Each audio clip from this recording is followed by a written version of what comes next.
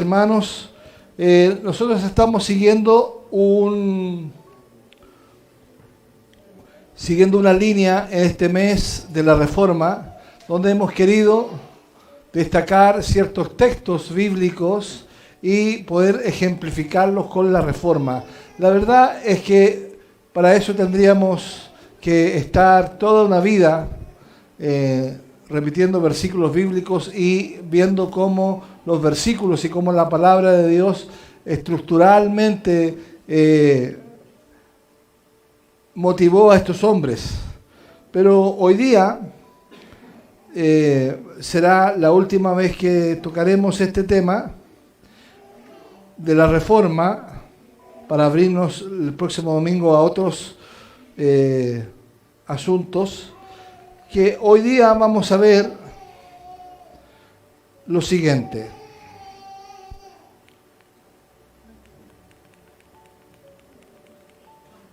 Pues sí. Vamos a ver, volviendo a la sabiduría de Dios, Proverbios 1:23 y la Reforma Protestante.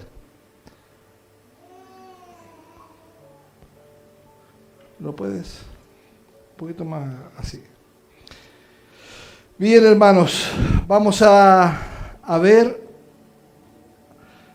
este texto y vamos a ver, yo en lo particular, este texto es un texto preferido mío. Ustedes tal vez me lo han escuchado predicar otras veces, ¿cierto? Proverbios 1:23. Es un texto que para mí me hace mucho sentido y es muy importante. Es un honor, hermanos, dirigirme a ustedes en este momento crucial de nuestra historia cristiana y en especial, hermanos, en el contexto que estamos viviendo como chilenos. Me dirijo a ustedes como ministro del Evangelio, pero también como un cristiano que anhela un verdadero avivamiento de la palabra de Dios. Hoy, hermanos, enfocaremos nuestra atención en un versículo que resuena con gran relevancia en nuestro tiempo. Proverbios 1:23. Pero antes leeremos Proverbios 1, versículos 20 al 32, que es el contexto. Es el contexto de este texto y lo vamos a leer. Yo tengo la versión de la Reina Valera 2020, así que puede ser que haya algunas palabras diferentes, pero así se comprende mejor, leyendo una versión y otra versión al mismo tiempo. Vamos a leer entonces el verso 20 al 32 para tener una comprensión de lo que dice la Escritura. Lo leemos puesto de pie, hermanos. Por favor, los niños también leen fuerte, los hombres también leen fuerte, las mujeres leen fuerte. Amén. Leemos 1, 2, 3. La sabiduría clama en las calles, alza su voz en las plazas, clama en los principales lugares de reunión. Ante las puertas de la ciudad expone sus razones. ¿Hasta cuándo, ingenuos, amaréis la ingenuidad? ¿Hasta cuándo los insolentes disfrutaréis con la insolencia y los necios odiaréis el saber? Atended a mis advertencias, pues ciertamente yo derramaré mi espíritu sobre vosotros. Y daré a conocer mis pensamientos. Estoy leyendo la versión 2020, usted lee la suya. Yo ya os llamé, pero no quisisteis escuchar. Tendí mi mano, pero no hubo quien atendiera. Sino que desechasteis todos mis consejos y rechazasteis mis advertencias. Por eso también yo me reiré en vuestra calamidad. Me burlaré cuando venga lo que teméis, cuando venga como una destrucción lo que os asusta, y vuestra calamidad llegue como un torbellino, cuando sobre todos venga tribulación y angustia. Entonces me llamarán, pero no responderé. Me buscarán de mañana, pero no me hallarán. Por cuanto aborrecieron la sabiduría y no escogieron el temor del Señor, sino que rechazaron mi consejo y menospreciaron todas mis reprensiones. Comerán los frutos de sus andanzas y se hartarán de sus propios consejos, porque el desvío de los ignorantes los matará. La prosperidad de los necios los echará a perder, pero el que me escuche vivirá confiadamente, estará tranquilo, sin temor, el día del mal. Amén. Oremos al Señor. Padre, te damos gracias por tu palabra en este día. Señor, palabra que sabemos que fue escrita hace más de 3000 años, Señor, atrás, pero hoy día tiene una fuerte relevancia en nuestras vidas, porque tu palabra es viva, es eficaz, más cortante que espada de doble filo, Señor, para nuestras almas y nuestras vidas. Gracias, Señor, porque en ella encontramos verdadera sabiduría. La sabiduría es Cristo. Y nosotros, Señor, entendemos que Cristo es el que ha salido a las plazas, el que ha salido a las calles a llamar a los hombres pecadores. Gracias, Señor, porque la iglesia es el único lugar en el mundo donde el requisito principal es ser un pecador. Gracias, Señor, porque nos reconocemos pecadores y somos pecadores que hemos sido justificados por la sangre de Jesús. Gracias, Señor. Padre, manténnos alerta, que hoy día podamos aprender acerca de este ejemplo de los reformadores y poder, Señor, traerlos a nuestras vidas. No que sea algo histórico, sino que sea, Señor, algo que nosotros podamos tener una evidencia de que hace 507 años sucedió algo que hoy puede suceder en nuestras vidas otra vez más. Señor, hazlo otra vez. En el nombre de Jesús. Amén y amén. Mis hermanos, tomen sus asientos. Amén. Bien, tenemos ahí el versículo que vamos a ver en esta mañana.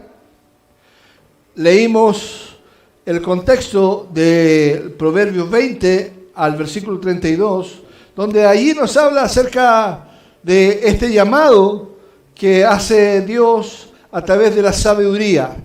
Y la sabiduría, nosotros sabemos que la sabiduría es Cristo, es Dios. Entonces es Cristo quien ha salido a la calle, a las plazas en busca del hombre. Es Dios el que ha ido en busca del hombre. El hombre no ha buscado a Dios. El hombre no le interesa a Dios. Es importante que eso se recalque siempre, hermanos, sino que es es Dios el que busca al hombre. Gloria al Señor. Entonces, hermanos, Proverbios 1:23, la versión 60 dice: volveos a mi reprensión. Léalo junto conmigo: volveos a mi reprensión. He aquí, yo derramaré mi espíritu sobre vosotros, y os haré saber mis palabras. Gloria al Señor. Proverbios 1:23, hermanos, es un llamado de la sabiduría que nos insta a escuchar. Proverbios en sí es la sabiduría personificada, hablándonos a cada uno de nosotros, y donde nos dice: volveos.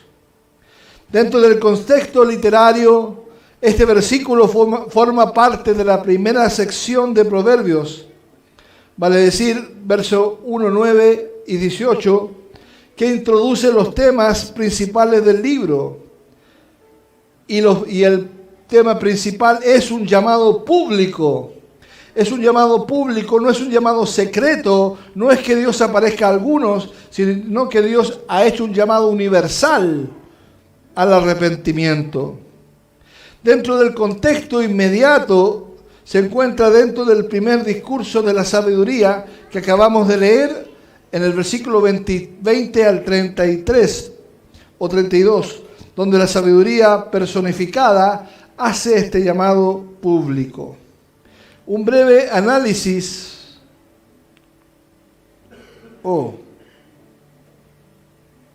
¿Puedes sacar eso, por favor? Eliminar esa letra chica que quedó ahí. En un breve análisis del texto veremos estas palabras. Las tres palabras que salen aquí, que dice volveos, reprensión y derramaré. Volveos, reprensión y derramaré. Volveos es una palabra del verbo hebreo que implica un giro, un retorno o un arrepentimiento. El volverse aquí no es un, iba para allá, después voy para acá, no, sino que es un arrepentimiento que involucra todo el ser. Gloria al Señor. Después tenemos la palabra reprensión, que en el texto significa corrección, advertencia o disciplina. Esto quiere decir entonces que el Señor nos hace un llamado al arrepentimiento, donde exige que nosotros nos arrepintamos de nuestra vana manera de vivir y no cambiemos, sino que vengamos al Señor y el Señor nos transforme. Porque es así como sucede. Si nosotros cambiamos, nunca vamos a cambiar. Es típico escuchar a los adolescentes o a los hombres que están en la cárcel que dicen, trato de cambiar, trataré de cambiar, intento cambiar pero no puedo. La verdad que el hombre no puede cambiar por sí solo. El ser humano necesita la transformación que hace el Espíritu Santo. Es el único que cambia. Amén. Es el único que nos cambió. Es el único que nos cambió. Gloria al Señor. Después tenemos la palabra reprensión, que significa corrección, una advertencia o disciplina. ¿Ya está listo? Y después la palabra derramaré. Ahí está. Derramaré. Que literalmente quiere decir hacer brotar o hacer fluir. Ahí están las tres palabras. Volveos, que en hebreo implica un giro, un retorno, arrepentimiento. Reprensión, que puede significar corrección, advertencia o disciplina. Y derramaré, que literalmente significa hacer brotar o hacer fluir. Hermanos, entonces la esencia de este llamado resonó fuerte en el espíritu, con el espíritu de la Reforma, enfatizando la importancia de la humildad, el arrepentimiento y la disposición a escuchar y aprender de la sabiduría de Dios. Esto es volver a las Escrituras. Entonces, esta palabra nos invita a nosotros a volvernos al Señor, pero ¿volvernos a qué?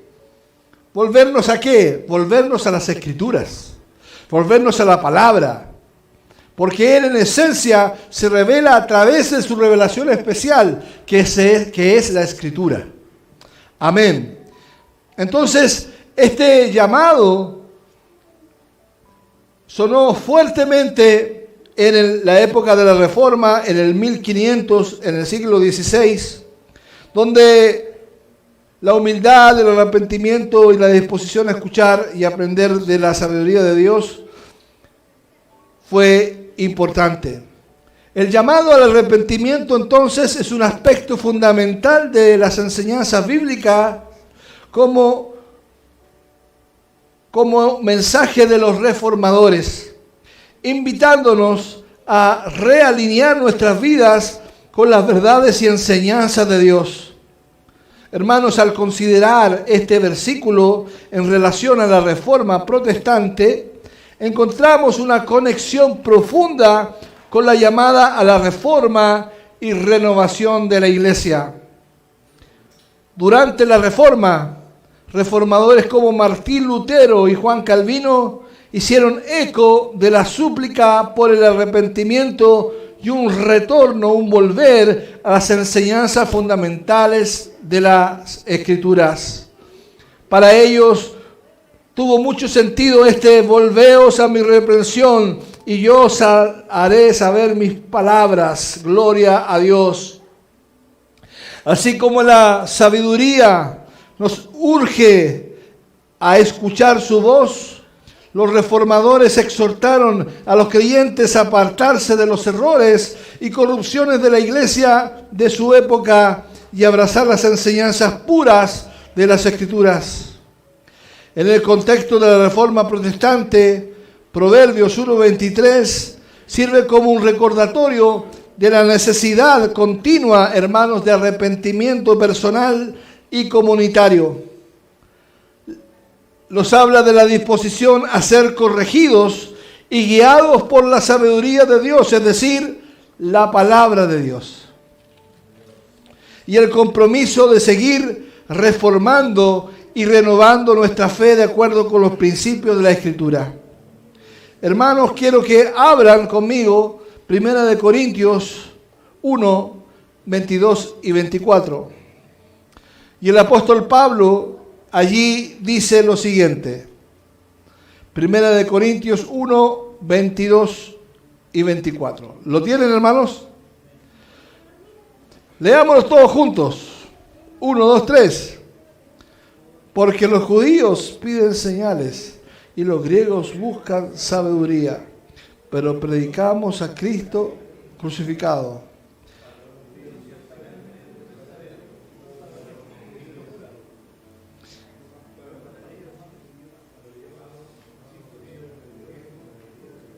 Amén.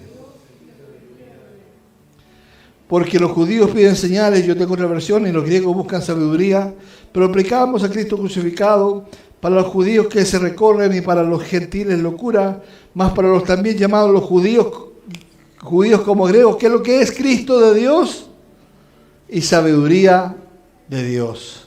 Aleluya. Amén. Escuchemos entonces el llamado de la sabiduría. Esto es escuchar a Jesús, a Cristo. Abracemos el espíritu de arrepentimiento y sigamos buscando las enseñanzas de Dios para orientación y renovación en nuestras vidas y en la vida de la iglesia. Este llamado, hermanos, a regresar a la sabiduría de Dios, a su palabra, es un eco que se repite a lo largo de la historia, especialmente en momentos de crisis espiritual como hoy estamos viviendo. El deterioro que presenta actualmente la iglesia cristiana, heredera de la Reforma, es una realidad que nos debe llamar al clamor a Dios y tomar acciones relevantes como hijos de Dios. En un mundo cada día más convulsionado y apartado de Dios, es necesario que los cristianos reformados tomemos nuestra bandera de lucha y proclamemos a los cuatro vientos el Evangelio de nuestro Señor como única solución para la humanidad. Así es como en el siglo XVI nos enfrentamos a encrucijadas que con solo la sabiduría divina desarrollada a través de los acontecimientos históricos podemos encontrar el camino y la senda trazada por nuestro Señor. Aleluya. Hermanos, hoy vamos a sumergirnos en el tumultuoso y transformador movimiento de la Reforma protestante del siglo XVI, que sacudió los cimientos de la iglesia y reavivó la llamada de la verdadera fe en Cristo, la llama de la verdadera fe en Cristo. Aleluya. Con el amanecer de la edad moderna, la iglesia se encontraba sumida en la oscuridad de la corrupción, la ignorancia y el abuso del poder. Las enseñanzas de Cristo se veían eclipsadas, obstaculizadas por las tradiciones humanas y la búsqueda desenfrenada de riquezas y poder. Pero en medio de esta oscuridad surgieron valientes pre-reformadores que pavimentaron el camino para la llamada Reforma Protestante. Hermanos, hoy examinaremos este fascinante periodo, sus raíces, sus principales actores y las consecuencias duraderas que aún reverberan en nuestras vidas. Gloria al Señor. Veremos lo siguiente. Primero, el contexto histórico de la Reforma. Segundo, la corrupción de la iglesia medieval y los pre-reformadores. Y tercero, los reformadores destacados. Primero, contexto histórico de la Reforma. La Reforma Protestante no surgió de la nada, hermanos. Fue el resultado de siglos de acumulación de descontento contra la corrupción eclesiástica. Nosotros sabemos que la Iglesia apostólica nace con Cristo, con los apóstoles, y está hasta el siglo IV, vale decir, hasta el año 300 después de Cristo. Es una iglesia perseguida, es una iglesia consumida, pero es una iglesia victoriosa, es una iglesia viva. A partir del siglo IV, vale decir, a mediados del siglo del año 350, a partir del siglo IV, V, bajo la conducción de Constantino I y su sucesor Teodosio I, se consolidó la unión Iglesia-Estado. Hasta a ese momento la Iglesia no tenía nada que ver con el Estado, pero Constantino y Teodosio, en un afán de conquistar, ellos se dieron cuenta que era lo mejor trabajar con la Iglesia, y es así como ellos unieron la Iglesia-Estado. Se unió la Iglesia y el Estado. Esta fusión, hermanos, lo que hizo fue erosionar la base del cristianismo, convirtiendo la Iglesia en un sistema corrupto y alejado de Dios. La jerarquía eclesiástica proporcionó un modelo administrativo que, aunque eficiente, perdió de vista la misión original de ser luz al mundo. Desde allí empezó a sucumbir la iglesia, empezó a corromperse la iglesia, empezó el poder a hacer mella la iglesia. Con el declive del Imperio Romano de Occidente, la iglesia tomó un rol central en la vida de las personas, llenando vacíos administrativos y de liderazgo. Sin embargo, esta situación también trajo consigo prácticas corruptas, como la venta de indulgencias, la simonía. ¿Qué es lo que es la simonía? La simonía, ¿se acuerdan ustedes de Simón el Mago cuando estaba Hechos de los Apóstoles e iba Pedro y Silas Pedro y cuando se acercó y él, al ver que ellos imponían las manos sobre la gente hablaba en lenguas, Simón quiso y pagó dinero y ofreció dinero para que él recibiera el don del Espíritu. A eso se le llama simonía.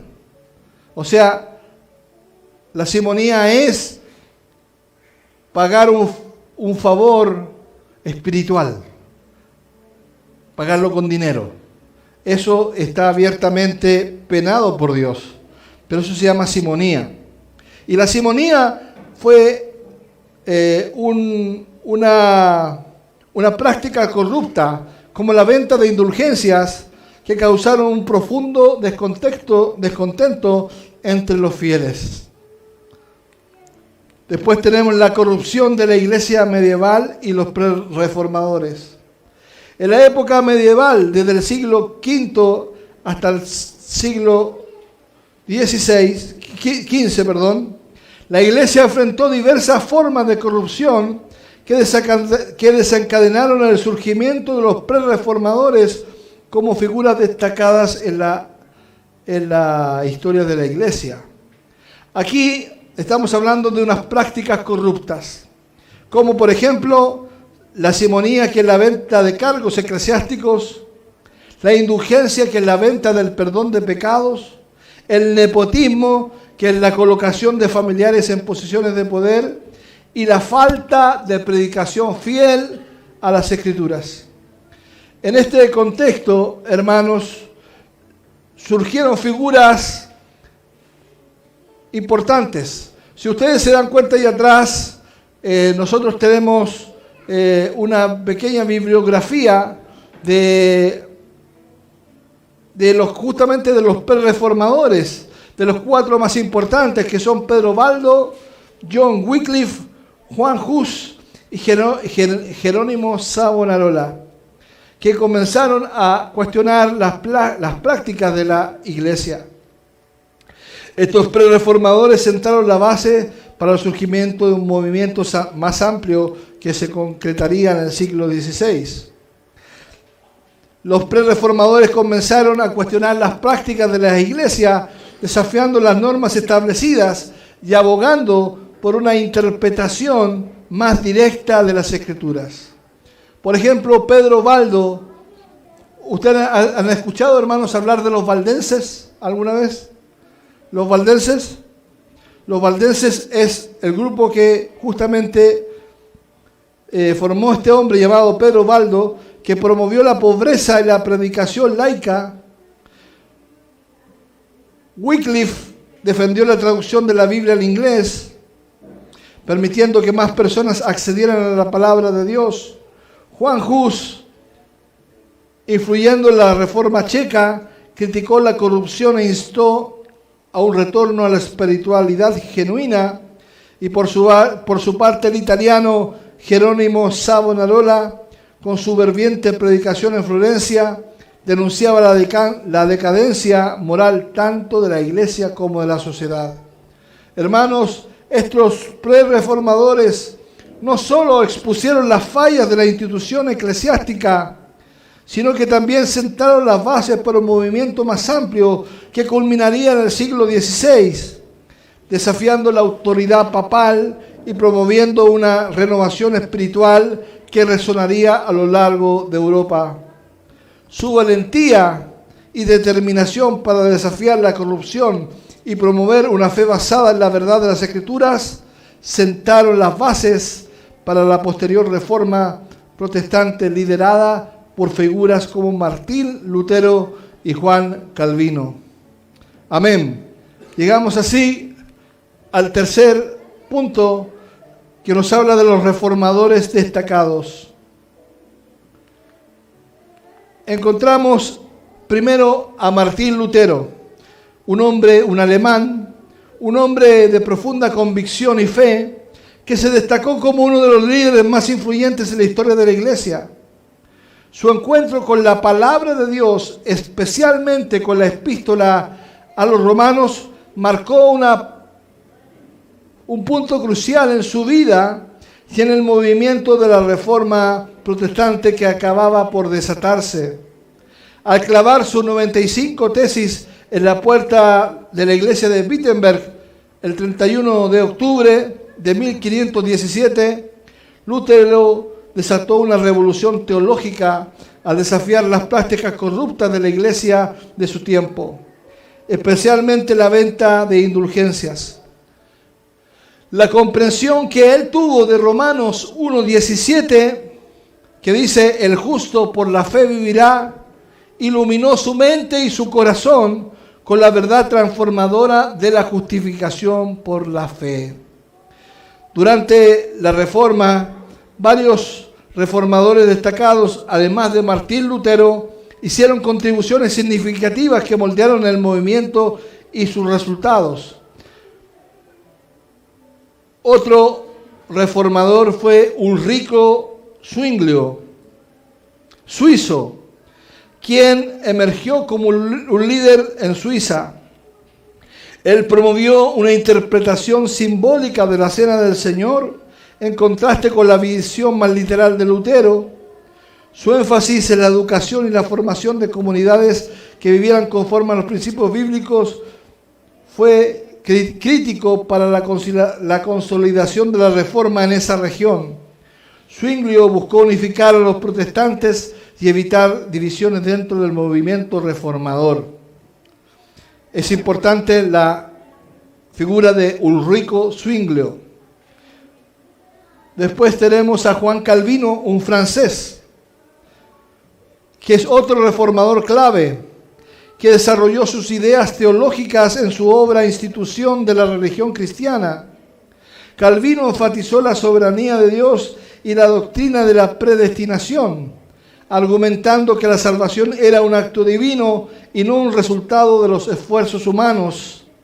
Su influencia se extendió más allá de la teología, ya que su enfoque en la organización de la iglesia y la vida comunitaria ayudó a establecer un modelo de gobierno eclesiástico que impactó a muchas comunidades protestantes posteriores. Es considerado Juan Calvino, hermanos, el teólogo más importante de la Reforma, que contribuyó a las ideas políticas posteriores, como la libertad social y económica, la dignidad del trabajo, entre otras. Tenemos también la figura de John Knox, escocés, que vivió entre el 1514 y el 1572, que fue un reformador escocés y una figura central en la introducción del protestantismo en Escocia. Su trabajo y sus enseñanzas tuvieron un impacto duradero en la forma en que se desarrolló la reforma de Escocia y otras partes del mundo. Estos 4 reformadores, hermanos, son importantes, aunque hay muchos más. Hay muchos más, pero estos 4 son importantes. Y lo que me llama la atención es que estos 4, aquí tenemos un alemán, un suizo, un francés y un escocés. Lo que habla que fue toda Europa impactada con el Evangelio. No fue solamente los alemanes, como muchas veces pensamos los luteranos, sino que fue también Suiza, Alemania, Francia, Escocia, y así, España también. Y después, ustedes saben que en el año 1700 fueron las colonias, se formaron las colonias norteamericanas, y así fue como pasó el Evangelio reformado, pasó a América del Norte. Pero ya en 1500, si no me equivoco, fue en el 1550, en Ginebra, que era la ciudad de Calvino, que Calvino hizo esta ciudad de Dios, que más adelante lo vamos a contar. Él envió misioneros, ¿saben? Envió misioneros. Y fueron los primeros misioneros que llegaron a Brasil. Y eran presbiterianos. Llegaron en el 1580, aproximadamente. Después hubieron algunos problemas y los echaron. Y después volvieron y así estuvo el tema. Pero los primeros misioneros en llegar a Latinoamérica, protestantes, hermanos, fueron los presbiterianos de Juan Calvino. Eso es algo interesante, hermanos. Bien, entonces la Reforma no solo fue un movimiento teológico, sino que también, hermanos, tuvo profundas implicaciones políticas y sociales. Se dice que Juan Calvino es el padre de las ideas capitalistas. Se dice que la propiedad privada y todos esos elementos de capitalismo fueron argumentados por él. También la Reforma impulsó la traducción de la Biblia a lenguas populares o vernáculas, lo que permitió que más personas accedieran a las Escrituras directamente y fomentó la educación para todos. Esto, hermano, es crucial. Ustedes saben que un país, que una nación que tiene acceso a la educación, tiene acceso al crecimiento. Sin educación no hay desarrollo. ¿Y quiénes fueron los hombres religiosos que hicieron universidades, que impactaron el mundo? Fueron los reformadores, los protestantes, hermanos.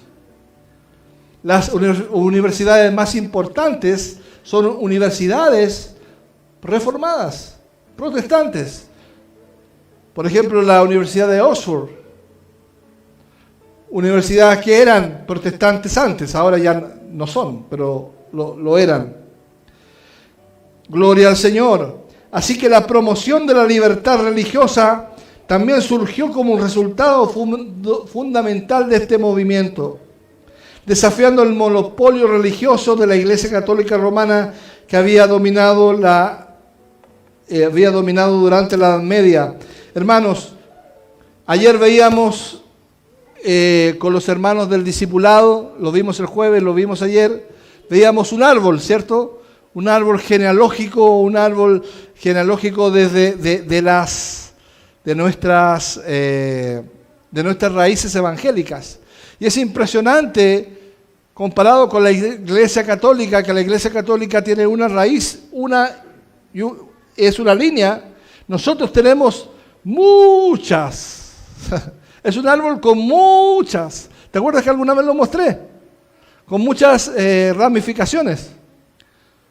Pero esas ramificaciones no hablan de división, sino que lo que hablan de multiplicación de ideas. Porque la Biblia no nos tiene uniformados, nos quiere unidos, pero en la diversidad. Gloria al Señor. La iglesia tiene 4 características. La iglesia es una, la iglesia es santa, la iglesia es católica universal y la iglesia es apostólica. Gloria al Señor. Bien, la conclusión. A lo largo de la historia hemos visto que el pueblo de Dios ha enfrentado desafíos y desvíos. Ha enfrentado desafíos, pero también ha enfrentado muchas épocas de corrupción. Pero siempre, hermanos, hay un retorno a la fuente de la verdadera sabiduría. Gloria a Dios. Se dice que mientras más apostasía hay de la iglesia, es porque viene un despertar y un avivamiento. Aleluya. Al reflexionar sobre el pasaje que dice, volveos a mi reprensión. He aquí, yo derramaré mi espíritu sobre ustedes y les haré conocer mis palabras. Encontramos un claro llamado a la acción. Es un llamado a abrir nuestros corazones, a someternos, hermanos, a la guía del Espíritu Santo y a permitir que la sabiduría de Dios inunde nuestras vidas. Aleluya. La Reforma Protestante nos enseña que volver a la sabiduría de Dios implica un regreso a las Escrituras, un reconocimiento de la gracia y un compromiso renovado con el Evangelio. Hermanos, nuestro mundo está repleto de confusión y distracciones. Es más crucial que nunca que aprendamos a discernir, a entender, a escuchar la voz de Dios y a vivir de acuerdo a su palabra. La necesidad de volver a las Escrituras, de afirmar la gracia de Dios, de construir comunidades y de testificar en el mundo son más relevantes que nunca. Mis hermanos, que el ejemplo de Lutero, Zwinglio, Calvino y otros reformadores nos inspire a vivir nuestra fe con valentía y pasión. Gloria a Dios. Tenemos el gran desafío como comunidad de vivir estas doctrinas fundamentales. La doctrina de la Reforma Protestante, especialmente el llamado a la sola Escritura, sigue siendo profundamente relevantes en el panorama religioso actual. Que esta reflexión, hermano, nos avive, aleluya, y nos motive a seguir buscando la verdad, a comprometernos con las enseñanzas de Cristo y a vivir una vida de fe que sea tanto personal como comunitaria.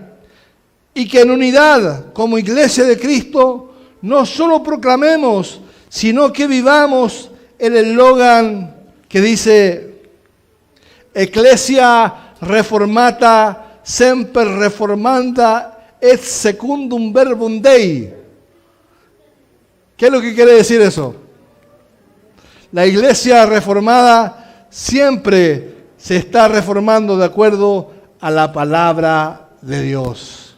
La Iglesia siempre se reforma, siempre se reforma. La Iglesia reformada, por eso nosotros siempre estamos evaluando, no evaluando la palabra de Dios, sino que nuestras almas evaluándola, ¿cierto? Nosotros evaluando, nosotros viendo nuestro grado de comprensión, nuestra comprensión de las Escrituras de hace 5 años, de hace 10 años, ha evolucionado, ha cambiado. ¿Por qué? Porque la palabra de Dios se va haciendo más evidente en el ser humano. Gloria a Dios. Hermanos, pongámonos de pie. Oremos juntos a nuestro Dios. Que esta enseñanza, que esta homilía sea interesante y sea importante y motive nuestras vidas. Amado Dios, te damos gracias por tu palabra. Tu palabra que nos guía y por tu sabiduría que nos transforma.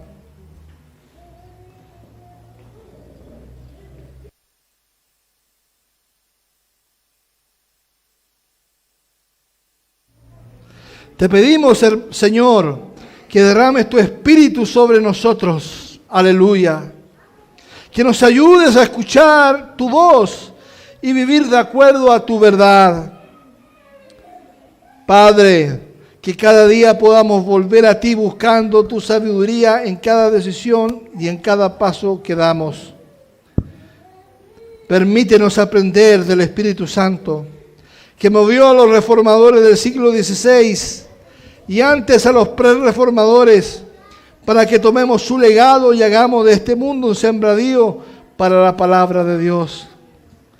Te rogamos para que nosotros seamos obreros llamados a tu mies, que seamos usados por ti para llamar al arrepentimiento y a la fe a los hombres que viven desesperanzados en este mundo. Padre, te pedimos que como comunidad cristiana reformada tomemos el compromiso solemne de vivir y practicar la fe como la enseñaron los reformadores y vivir de acuerdo a las enseñanzas del Evangelio de Jesucristo. Por último, te rogamos, te imploramos que el Espíritu Santo, que es el Espíritu de la Reforma, avive nuestros corazones y traiga un despertar a nuestra comunidad, nuestro país y el resto del mundo. Te lo pedimos en el nombre de Jesucristo, nuestro Señor y Salvador. Amén. Amén. Gloria al Señor.